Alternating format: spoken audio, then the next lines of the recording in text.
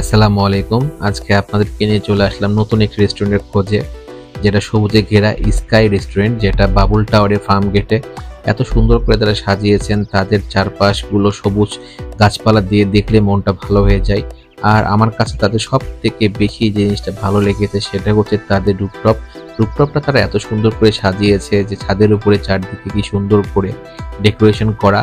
এর থেকেও বেশি যখন চোখে পড়লো সেটা হচ্ছে আমার উপর থেকে যখন নিচের দিকে তাকালাম, সেটা দেখার পর আরো বেশি ভালো লাগছে। চারিদিকে গাড়িগুলো যাচ্ছে, চারপাশে ঢাকা শহরের আলোগুলো এবং এলিভেটেড এক্সপ্রেসটা দেখা যাচ্ছে।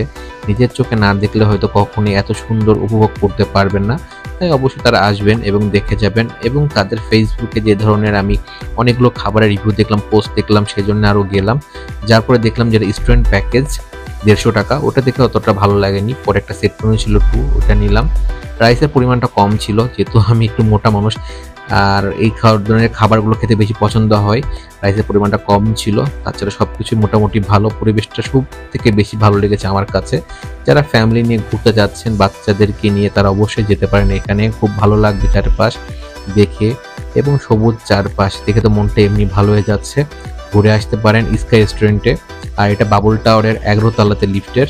যান, ঘুরে আসুন, খুব ভালো লাগবে। আর খাবারটা অবশ্যই নিজের পছন্দ মতন করে অর্ডার দিবেন। আজকে এই পর্যন্ত। আল্লাহ হাফেজ। আসসালামু আলাইকুম।